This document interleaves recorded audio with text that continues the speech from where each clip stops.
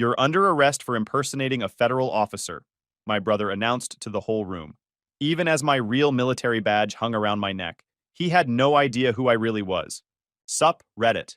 My brother arrested me in the middle of Sunday dinner at our grandmother's house. Full handcuffs, read me my rights, the whole 9 yards. He's the chief of police in our hometown, and he'd convinced himself I was some kind of federal impersonator running a scam. Had a whole folder of evidence and everything. Even called in backup to secure the perimeter, like I was some dangerous fugitive. Picture this. I'm sitting there with a fork in my hand, eating pot roast, when my own flesh and blood announces to the entire family that I've been living a lie for almost 2 decades. My mom starts crying. My uncle's nodding like he knew it all along. My cousins are staring at me like I just grew a second head. And Alex, my brother, he's standing there in his crisp police chief uniform with this smug look on his face, like he just solved the crime of the century. Here's the thing he didn't know. I'm actually a 2-star general in military intelligence. Not a captain, not a major, a general. The kind that has security clearances so high that most of Congress doesn't even know what I work on. When my emergency beacon went off, a federal response team scrambled from Fort Claiborne with my commanding officer in tow. Watching my brother's face when Major General Marcus Delaney stepped out of a government SUV in full-dress uniform, walked up to me in handcuffs, and gave me a crisp salute while calling me General Caldwell, was worth every second of humiliation. Worth every second of those cold metal handcuffs cutting into my wrists. Worth the 17 years of family dysfunction that led to that moment. But I'm getting way ahead of myself. Let me break this down for you from the beginning, because the story of how a police chief arrests his own brother at Sunday dinner is a lot more complicated than it sounds. I'm Cameron, 37M. I've been active duty military for 19 years, currently working at a level I literally cannot discuss in detail. Let's just say my job involves a lot of classified briefings and strategic planning that would bore most people to death, but occasionally keeps the country running smoothly. I live outside DC in a secure apartment complex that doesn't show up on Google Maps, and the last time I set foot in my hometown of Chesterfield, Virginia, was 7 years ago for my dad's funeral. My brother Alex is 40 meters, and he's been the police chief there for the past 3 years. Before that, he worked his way up from beat cop to sergeant to deputy chief over the course of 15 years. He's the golden child, always has been. Stayed close to home, married his high school girlfriend Jennifer, coaches Little League Baseball every summer, serves on the town council, volunteers at the fire department fundraisers, the whole small town success story that makes mothers proud. Meanwhile, I'm the one who abandoned the family by enlisting in the Army right out of high school instead of going to community college like Alex did. Never mind that I've served in 3 combat zones. Never mind that I've received 2 Bronze Stars and a Purple Heart. Never mind that I've dedicated my entire adult life to protecting this country, including the little town I came from. Our relationship has always been complicated, and by complicated, I mean toxic as hell. When we were kids, I was the one Dad called the strategist because I was good at puzzles and planning things out, always thinking 3 steps ahead. Alex was the rock because he was physically strong, reliable, the kind of guy who could fix a car engine or build a deck without breaking a sweat. I didn't realize until much later how much that distinction messed with his head. See, Alex needed to be the best at everything. When I made honor roll in school, he'd spend weeks talking about how grades don't matter in the real world. When I got accepted to a state university with a partial scholarship, he'd make comments about how college boys end up working for men with experience. When I enlisted and started climbing ranks, he'd laugh and say I was just taking orders while he was making real decisions as a cop. The thing is, Dad loved both of us, but he saw different strengths in us. And Alex couldn't handle the idea that his younger brother might be better at something, anything, than he was. After Dad died, the distance between us became permanent. I flew in on 24-hour leave for the funeral, showed up in my dress uniform, paid my respects, and left the next morning before anyone woke up. My mom made it pretty clear I was an inconvenience. I hadn't been there at the end like Alex had, so my grief was somehow less valid. That was the last time we spoke face to face, until the letter arrived. It was a Tuesday afternoon, around 3:15 p.m. when the letter hit my desk. Physical mail, pale blue stationery, my mother's looping handwriting. It had gone through about 4 levels of security screening to reach me, which should tell you something about where I work. The letter was a masterpiece of guilt tripping. She went on about how the family missed me, how Alex was doing such wonderful things as chief of police, how grandma was getting older and wanted to see me. The kicker was the last line. We're having a family dinner at your grandmother's this Sunday, 6 p.m. It's been too long, Cameron. It's time to come home. I sat there reading it 3 times, and my gut was telling me something was off. My mom doesn't do casual invitations. Everything with her is strategic, a way to reassert the family hierarchy with Alex at the top and me as the disappointing absence. But here's the thing. I was tired of avoiding it. Not because I wanted their approval anymore. I'd given up on that years ago. I just wanted to face them as the man I'd become, not the kid they remembered. Close the chapter once and for all. I requested 48-hour leave. My CO, General Marcus Delaney, approved it in under 5 minutes with a note. Family matters. Stay safe, Caldwell. Call if you need anything. That message would turn out to be more prophetic than either of us knew. The drive to Chesterfield took about 2.5 hours. I left at 3:30 p.m. on Sunday to arrive right at 6. As I got closer, the landscape shifted from D.C. sprawl to rolling Virginia hills and old farmhouses. Every mile felt like traveling backward through my own history. I rolled into town at 5:47 p.m. Main Street looked exactly the same. Same hardware store, same diner, same everything. What was new was the gleaming black and white police cruiser parked in front of Town Hall, with Chief of Police Alex Caldwell emblazoned in gold letters on the door. It wasn't just a vehicle. It was a throne on wheels. I parked my sedan a few houses down from Grandma's place at 5:54 p.m. Sat there for a minute, getting my head right. Then I noticed something odd. A dark sedan I didn't recognize parked 2 houses down, engine off, windows tinted, and another figure near the corner, partially hidden by a hedge. My training kicked in immediately. That's not neighbors out for a walk. That's a perimeter. Someone was watching the house. I made a mental note and got out of the car. Grandma opened the door before I could knock. She's 80 years old but still sharp as a tack. She pulled me into a hug, and as she did, she whispered directly into my ear, "I'm so glad you came, Cameron. But be careful. Your brother's been planning this. He thinks he's found something. Don't let him get to you." Then she pulled back with a bright smile for anyone watching and said loudly, "Come in. Come in." Everyone's been waiting. The living room was packed. Mom was first to see me, and her smile didn't reach her eyes. "Cameron, you made it. We were beginning to think you'd forgotten about us." Then Alex stood up from Dad's old armchair. He'd claimed it as his own, apparently. He's about 6 feet 2 inches now, or maybe he just carries himself that way. His handshake was aggressive, a dominance display. "Little brother," he said with a smirk, "decided to grace us with your presence, huh?" "Something like that," I replied, pulling my hand back. My Uncle Robert gave me a curt nod. "Still playing soldier?" My cousin Maya offered a shy smile, but looked away when Mom glared at her. The message was clear. I was on my own. Dinner was psychological warfare disguised as pot roast. The seating arrangement said everything. Alex sat at the head of the table, Dad's spot. Mom sat to his right. Grandma was at the opposite end. I was halfway down on the side, like a distant relative nobody really wanted there. The conversation was nonstop praise for Alex. "Alex, tell Cameron about the new patrol cars you got for the department. Tell him about that charity event you organized, son. The mayor said such wonderful things about you at the town meeting." Alex soaked it all in with false modesty, recounting his accomplishments like he was running for office. I just kept eating, offering the occasional, "That's great," or "Good for you." My non-reactions were clearly driving him insane. He wanted me to get defensive, to argue, to show weakness. I wasn't going to give him the satisfaction. Then, Mom turned to my cousin Maya and said, "It must be interesting what you do, Cameron. All that traveling." Before I could answer, Mom cut in. "Oh, Maya, don't bother asking. He won't tell you anything. It's all a big secret. Not like Alex, who shares everything with his family." The silence that followed was heavy enough to collapse the table. Grandma shot Mom a look that could have melted steel, but the damage was done. Through the dining room window, I caught movement, a figure detaching from the shadows across the street, near an oak tree. Then I spotted another one near the corner. 2 of them, positioned like they were setting up a perimeter. This wasn't just a dinner. This was an operation. "Excuse me," I said, pushing back my chair. "I need some air." Mom frowned. "Cameron, we're in the middle of dinner. Don't be rude." "Just for a moment," I said, my tone leaving no room for argument. Outside, I did a casual stretch like I was working out a cramp from the drive. As I did, I scanned the street. The dark sedan was still there, and I could now confirm 2 officers in position, young, nervous, clearly Alex's deputies. They weren't trying to be invisible, just inconspicuous enough. My brother had set up a perimeter around Grandma's house. This wasn't family drama anymore.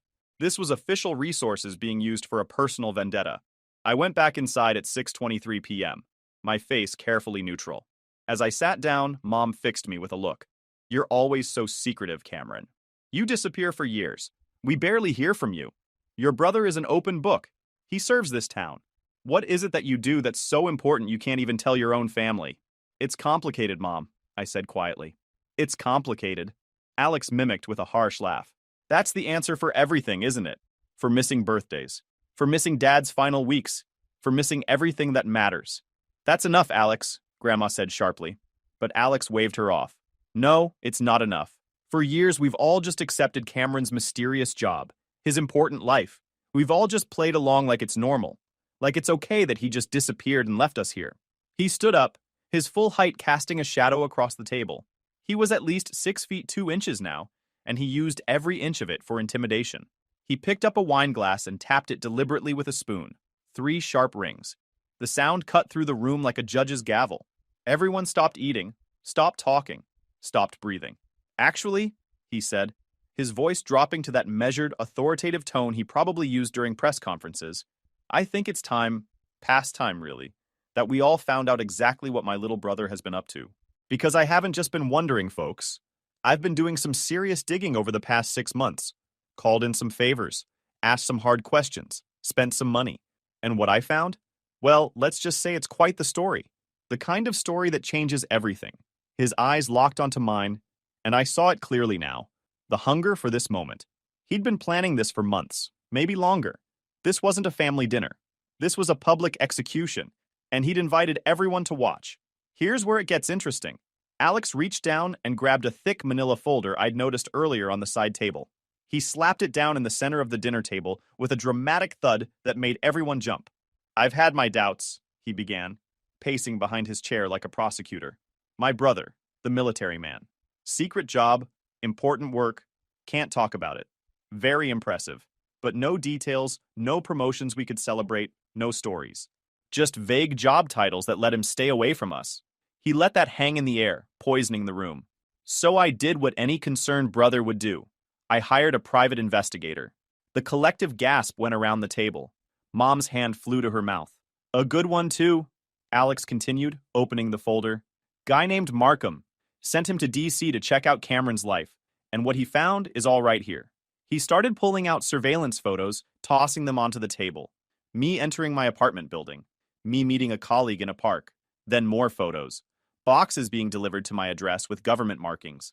These boxes, Alex said, pointing, contained restricted government property, high-tech electronics, communications gear, things a legitimate officer would have on a secure base, not in a civilian apartment.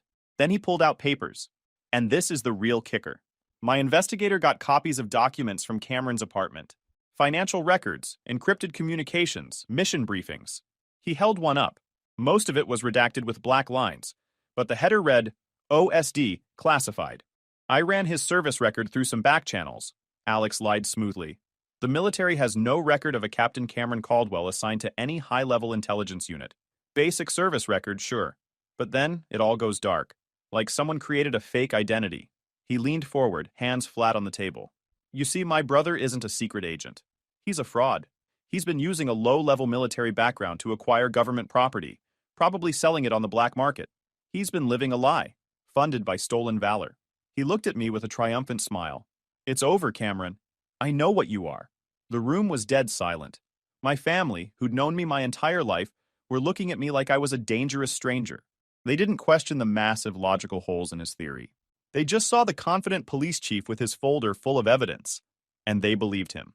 So, Alex said, his voice dropping to an official tone, as the chief law enforcement officer of this county, it is my duty to act. He started walking around the table toward me. My cousin sitting next to me actually shrank away, pulling his chair back like I was contagious. Cameron Caldwell, Alex announced. I am placing you under arrest for impersonation of a federal officer and theft of government property. He was behind me now. I didn't resist when he grabbed my left arm and pulled it back. Do you have anything to say for yourself? He asked, his voice low and smug near my ear. I turned my head slightly. Are you sure you have the authority for this, Alex? The question caught him off guard. What? These are federal crimes, I said calmly, committed by someone in the military. This would fall under the Uniform Code of Military Justice. The investigation would be handled by the JAG Corps, not a local police department. You're out of your lane, Chief, For a split second, doubt flickered across his face, but his ego crushed it. Don't lecture me on the law, you fraud. In the real world, I'm in charge. That's when he brought out the handcuffs. The first one clicked shut on my left wrist at exactly 6:47 p.m. As he reached for my other arm, my right hand moved to my belt. There's a small, almost invisible button stitched into the side seam, a personal emergency beacon, standard issue for deep cover assignments. I held it down for 3 full seconds. A tiny vibration against my skin confirmed the signal had been sent. It was a silent cry for help, transmitted to a satellite and routed directly to Fort Claiborne, 47 miles away. The second cuff clicked shut at 6:48 p.m. Standard response time for a compromised agent alert in a domestic environment, 12 to 15 minutes. Alex hauled me to my feet. "Let's go," he said, pushing me toward the door. "You can test your legal theories from a jail cell. Being marched through your grandmother's house in handcuffs is a special kind of humiliation." Every eye followed me, but no one spoke. The silence was a verdict. Guilty. Mom stood by the fireplace, arms wrapped around herself, face showing nothing but martyred disappointment. She'd wanted a reason to justify her narrative of me as the wayward son, and Alex had gift-wrapped it. Uncle Robert shook his head slowly. "I knew he was no good," he muttered, loud enough for me to hear. Maya stared at her plate, unable to look at me. She knew this was wrong, but she was too afraid to speak against the family's golden child. The only person who met my eyes was Grandma. She stood near the doorway, hands clasped. As Alex pushed me past her, her eyes met mine. In them I saw regret, but also hope. She'd warned me he was planning something. Now I understood. She'd wanted this to happen. She wanted his poison drawn out into the open, no matter how ugly it got. This wasn't just my fight. It was hers too. Outside at 6:52 p.m., the 2 deputies I'd spotted earlier materialized from the shadows. Young kids, maybe 24, clearly in awe of their chief. "Get him in the car," Alex ordered. They opened the back door of the cruiser at 6:53 p.m. One put his hand on my head, standard procedure, and guided me into the back seat. Alex leaned in through the open window. "You'll have a lot of time to think about where it all went wrong. Maybe you'll finally learn that you can't build a life on lies." The irony was suffocating. He was lecturing me on honesty, while his entire identity was built on being the big fish in a tiny pond. I checked my watch. 6:54 p.m. 10 minutes since I pressed the button. My heart was steady, my breathing even. In my line of work, you learn to wait. You learn to trust your training and your team. The waiting is the hardest part, but it's also where you win or lose. Alex thought he'd already won. He had no idea the firing squad was already on its way. At 7 p.m., 12 minutes after I sent the signal, it began. Not with sirens, with something far more intimidating. The low, synchronized hum of powerful engines moving at high speed. 2 sets of headlights cut through the darkness at the end of the street. Not flashing, just piercing white beams. They weren't police cruisers. They were large black SUVs, government issue, the kind with no chrome that seemed to absorb light. They didn't slow down. They sped up, converging on the house from both ends of the street in a perfect pincer movement. They screeched to a halt at 7:01 p.m., blocking the road entirely, their headlights pinning Alex's cruiser in brilliant, inescapable light. Alex straightened up, squinting. "What the hell?" I didn't call for backup. The doors flew open simultaneously. Men in black tactical gear poured out, armed with short-barreled rifles. They moved with fluid, terrifying efficiency. They weren't cops. They were federal agents. They established a perimeter around the house in seconds, moving like a single organism. The 2 young deputies froze, hands hovering near their sidearms. They were hopelessly outmatched. From the lead SUV, a man in a suit stepped out. He walked directly toward Alex, his footsteps echoing in the sudden silence. "Are you Chief Alex Caldwell?" the man asked, his voice flat. Alex puffed out his chest. "I am. And who are you?" "This is my crime scene. Identify yourselves." The man held up credentials. "Special Agent Rollins, Federal Bureau of Investigation. This is no longer your crime scene. This is now a matter of national security. Step away from the vehicle." "National security?" Alex scoffed, though uncertainty crept into his voice. "Don't be ridiculous. I have a federal impersonator in custody. This is a local matter under my control." Agent Rollins's eyes were like ice. "You have made a grave error, Chief. A very grave error." He nodded to 2 agents who moved on Alex. They didn't rough him up. Their movements were clean, clinical. One took his sidearm from its holster, while the other guided his hands behind his back. "What are you doing?" Alex sputtered.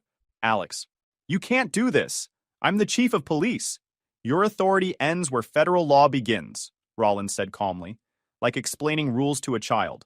He walked to the cruiser and opened my door. He looked at me, then at the cuffs, then turned to one of the bewildered deputies. Give me the key. The kid fumbled for it, hands shaking. Rollins took it, unlocked my cuffs, and helped me out. Sir, are you harmed? He asked. I'm fine, Rollins, I said, rubbing my wrists. I'd crossed paths with him on a joint task force a few years back. Alex stared, jaw hanging open. The sight of a high-level federal agent treating me with deference, calling me sir, had short-circuited his brain. But the real earthquake was about to hit. The rear door of the lead SUV opened at 7:03 p.m. The man who stepped out was in his late 50s, tall and broad-shouldered with silver hair. He wore the Class A uniform of a United States Army general. On his chest was a constellation of ribbons and medals. On his shoulders were 2 silver stars. Major General Marcus Delaney, my commanding officer, a man who reports directly to the Joint Chiefs of Staff. He strode past the tactical agents, his boots clicking on the asphalt. He didn't look at Alex, the deputies, or the neighbors, now peering from windows. His eyes were fixed on me. He stopped 2 feet in front of me and brought his hand up in a crisp, perfect salute. General Caldwell, he said, his voice a low, powerful baritone that carried absolute authority. We received your signal. Are you secure? The title hung in the air like a bomb blast. General Caldwell. Agent Rollins and the other federal agents snapped to attention. The 2 young deputies looked like they were about to pass out. And Alex, my brother, the all-powerful police chief, his face collapsed. The arrogance, the triumph, the certainty, it all evaporated, replaced by pale, sick confusion. The brother he'd arrested as a fraud was a 2-star general in military intelligence. In the rigid hierarchy Alex worshipped, I outranked him by a measure he couldn't even comprehend. General Delaney dropped his salute. Rollins, he said without looking away from me. Report. Subject is secure, General, Rollins replied. The local officer has been neutralized. He's been identified as the subject's brother. Delaney finally turned to Alex, his gaze carrying the weight of an avalanche.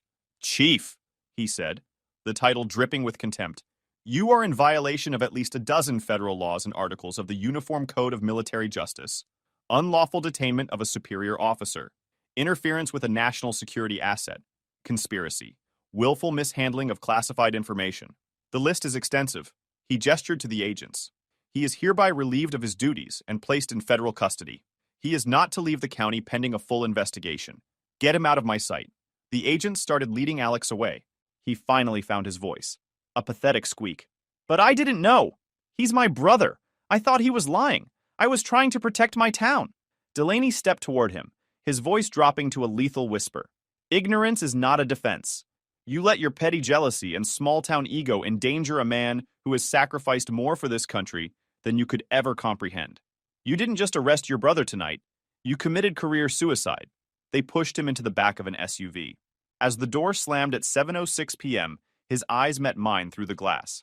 For the first time in my life, I saw genuine fear in them. With Alex gone, an eerie calm settled over the scene.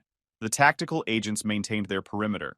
Inside the house, the family had gathered at the windows, faces pressed against the glass. Delaney turned to me. Let's go inside.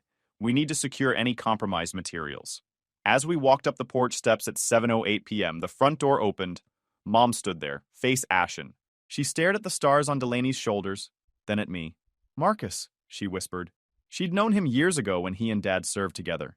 Eleanor, Delaney said, his tone professional but cold. It's been a long time. I wish it were under better circumstances. What's happening? She pleaded. Alex made a mistake. He didn't understand. You have to tell them to let him go. Your son Alex, Delaney corrected sharply, is a disgrace to the badge he wears. He illegally obtained classified intelligence, brought it into an unsecured dwelling, and used it to unlawfully detain a flag officer. His mistake will be reviewed by a federal prosecutor.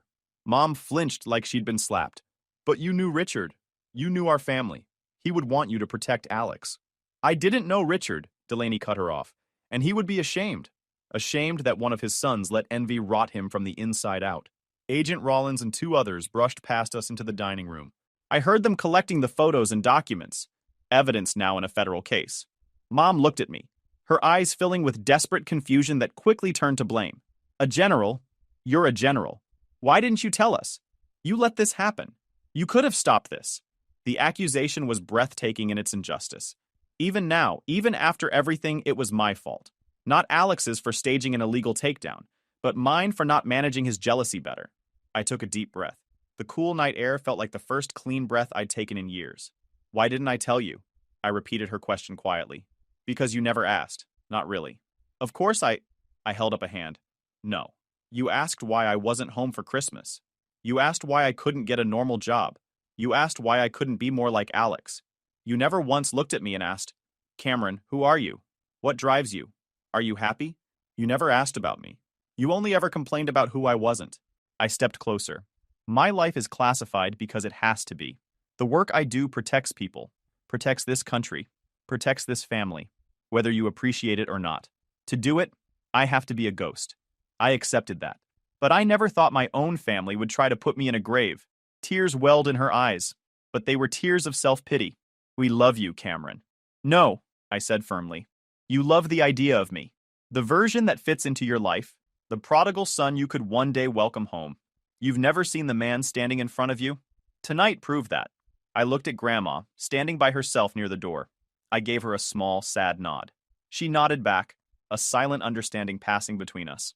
General Delaney is right, I said, turning back to Mom. Dad would be ashamed. Not of me, of what this family has become.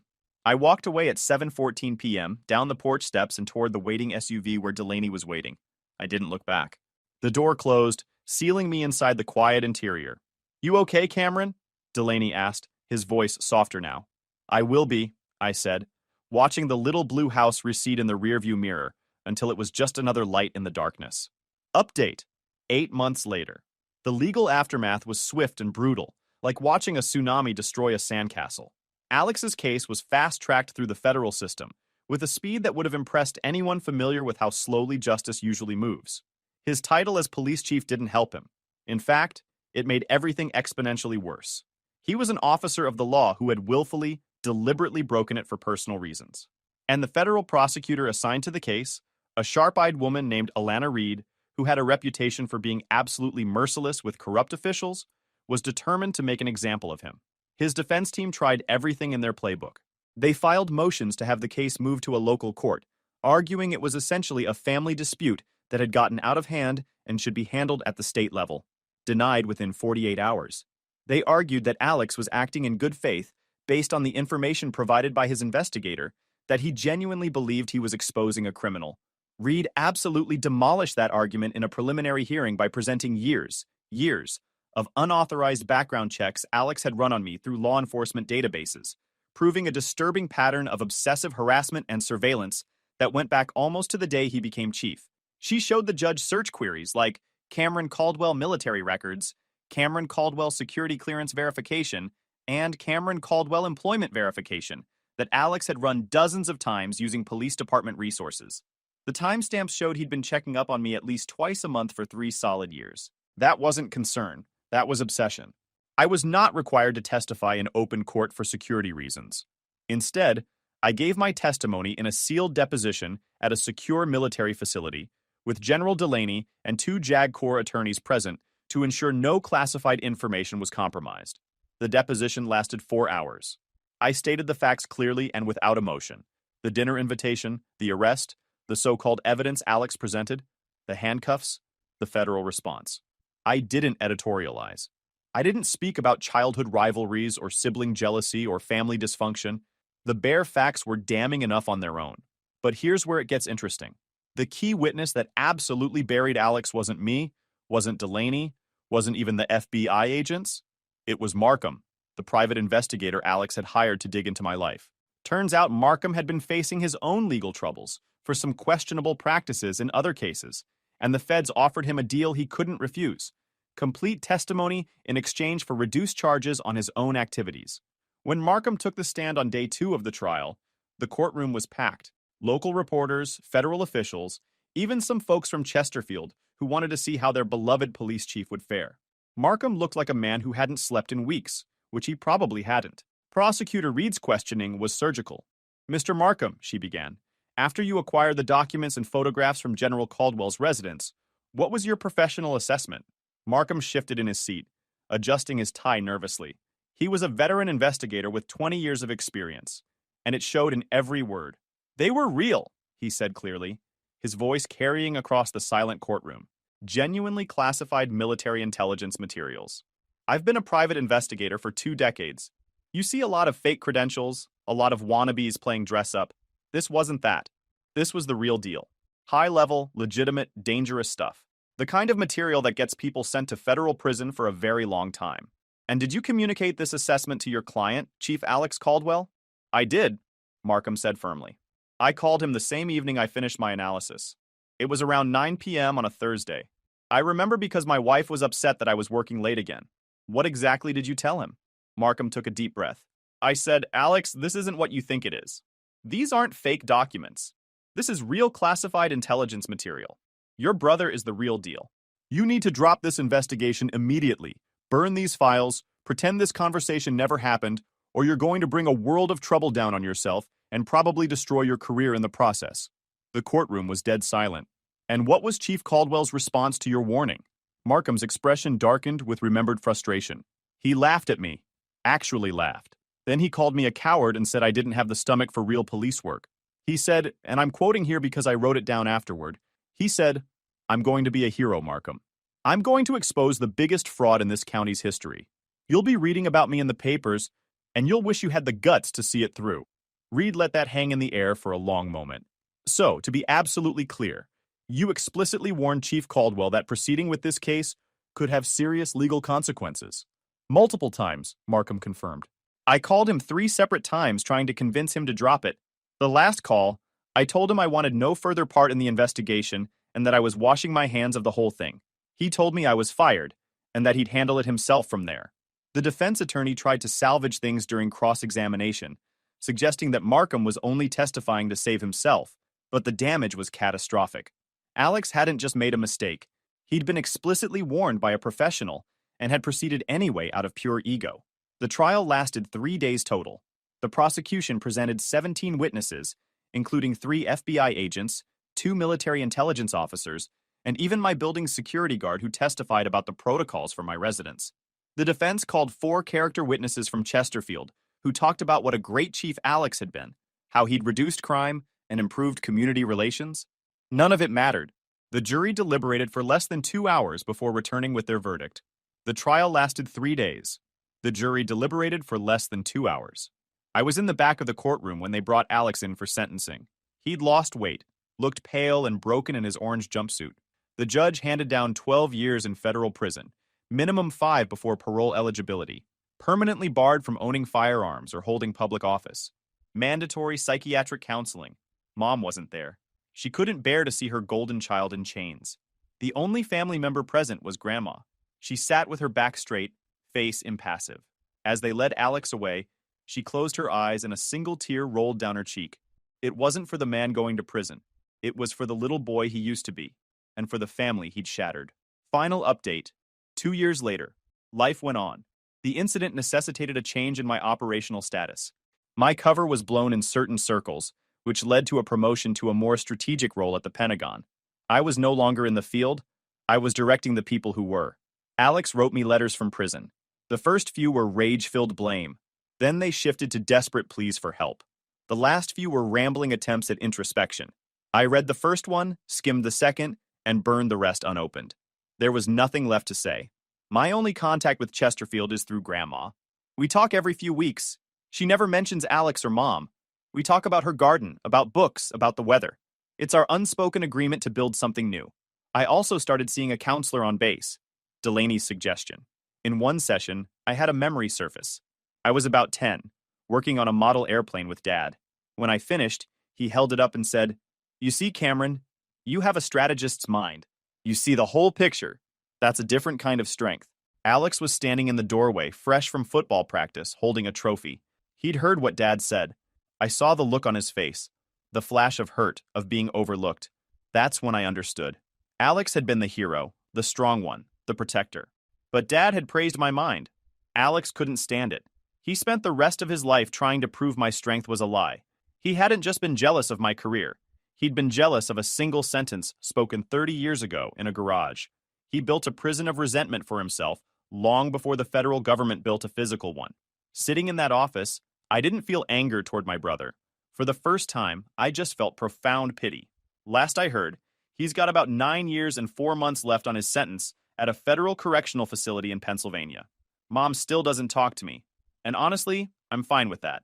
The silence is better than the guilt trips. Uncle Robert actually published an op-ed in the Chesterfield Gazette publicly disowning me and defending Alex, which was hilarious considering he has zero relevance to my life, and nobody outside a 50-mile radius has ever heard of him. Maya reached out about 6 months after the trial to apologize for not speaking up that night, and now we grab coffee when I'm in the area once or twice a year. She's actually good people. She was just scared of going against the family tide. YouTube just dropped this new hype feature. If you're hooked on this story, smash that hype button. It tells YouTube this video deserves to blow up, and it keeps even crazier stories coming your way.